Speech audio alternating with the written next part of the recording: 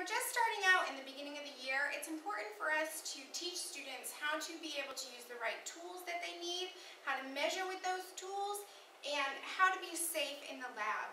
So, thinking about what scientists do and use for tools, we have to think about graduated cylinders, triple beam balances, looking at rulers, measuring with metrics instead of feet and inches. That's something that's new to the students this year. So if we think about what scientists use, why do they use graduated cylinders and stopwatches? What do they use those for? Would you use a hammer to tighten a loose bolt on your bike? Probably not. So it's important for us to use the appropriate tool to get the job done. And when we're starting out with science, it can be tricky trying to pick which tool would be the most appropriate form or thing to measure with. So people use a variety of tools in their day-to-day life. You wouldn't want to use a rake to mow your lawn, would you? No? Probably not. You'd want to pick out the right tool to get that job done. So, in science, we use these tools to help us gather, store, and analyze information. And choosing those right tools is an important part of scientific work. So, we have something called the International System of Units, or SI units, is what we use in the scientific community. And most countries around the world use this SI system, or the International System of Units, to help make work much easier, to collaborate with other scientists around the world, to use and talk in a scientific language that all scientists around the world can understand. But it can be very, very confusing if you're working with somebody who's using a different system than you. Usually in the States we use feet, inches, gallons. In science we don't use that anymore. We don't use that measurement. We use meter, liter, Celsius, kelvins. We use all of those things to help convey our scientific language. So there was a really big mistake a while ago. NASA was trying to send a Mars orbiter into space, and they were working with a different country, and the engineers didn't use the same system of measurement, and it cost them quite a bit of money. They made a very expensive mistake because one system was using feet and inches, while the other set of scientists was using the metric system. And that Mars orbiter ended up smashing into pieces and didn't make it to where it needed to go because we overestimated. We didn't use the same system of units. So, here's a picture, picture of what we use. So when we're using length, when we're measuring in length, we use meters.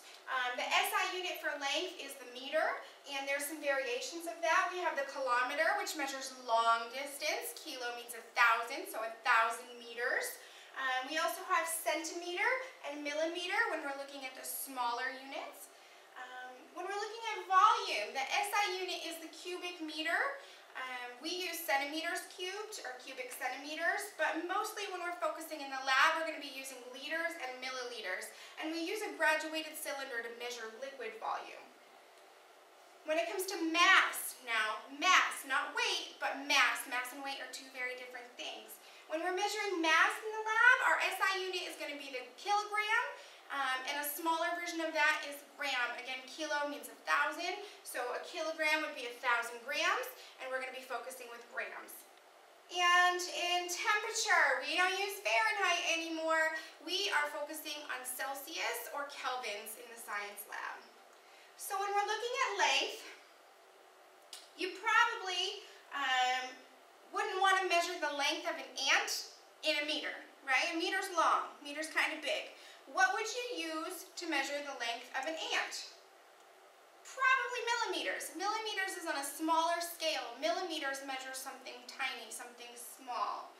Okay? It's important to use the proper measurement of length, or we're not going to be measuring the same way. When we're looking at area, just like in math, it converts over to science. How do we find area? We have to measure the length and the width. Okay? So we calculate area by doing length and width. And area is a two-dimensional measurement, so we label that in meters squared, or centimeters squared, or kilometers squared. Okay? We use squared units when we're dealing with area because it's a two-dimensional measurement. When we're looking at volume, volume is what tells us how much of something we can fit, okay? How much space is in an object. And we measure that as a three-dimensional unit. When we're looking at liquid volume, though, however, remember we measure that in a graduated cylinder, and we use liters or milliliters to measure liquid volume. If we are measuring the volume of a solid, we have to remember that it's a three-dimensional measurement, so our units have to be in units cubed. Okay, so we do that in meters cubed, centimeters cubed, millimeters cubed, as long as our units are cubed, because it's a three-dimensional measurement. So mass. Mass is another thing that we need to focus on. We'll be working a lot with that in science and taking some mass measurements. So, let's say we want to know how much matter is in an apple. Okay? Mass is a measurement of how much matter is in an object, how much matter is packed in there. And if we are measuring mass, our SI unit for mass is the kilogram. Remember, kilo means 1,000 grams. If we're trying to measure something smaller, we would measure in grams. Okay? And it is a common misconception that mass and weight are the same thing. They're actually not. They're two different things. Mass is a measurement of how much matter is in an object, and weight is actually how much gravity is pulling down on an object. So, if we're focusing on just mass, we need to realize how much matter there is in an object, and we're going to get that by using a balance. We'll be working with triple beam balances here in their science lab. So density is another measurement that you can figure out. It's a property of matter, and if you know the mass, which we just covered mass, and you know the volume, you can find the density of any object. So density is the amount of matter in a given volume. So if we are trying to find the density, we have this equation here. D equals M divided by V. Density equals mass divided by volume. When we're looking at temperature, let's say we have a problem to solve with temperature.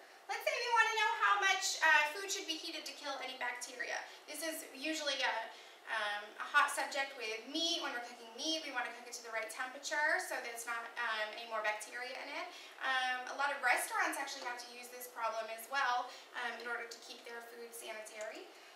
So in order to answer this question, we have to know at which temperature bacteria is killed.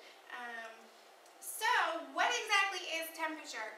Temperature actually has to do with how much energy is in an object. Temperature is how much heat an object has. And I know a lot of people say, well, it's hot or it's cold. Temperature actually deals with heat mostly. It's either heat or the lack of heat. But it mainly focuses on how much energy there is in an object. Okay? In science, we use Celsius. No more Fahrenheit here. We don't use Fahrenheit in the science lab. So that's been another one of the misconceptions that we've been trying to go away from with the students, that we just mainly focus on Celsius.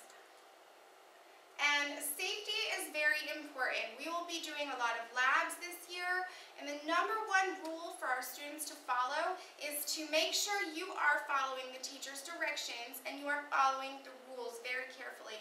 If we are horseplaying or fooling around, somebody's going to get hurt. Beakers could get broken, and then it can go into glass safety. So we really need to focus on following the directions and following the rules and doing what the teacher asks in the lab.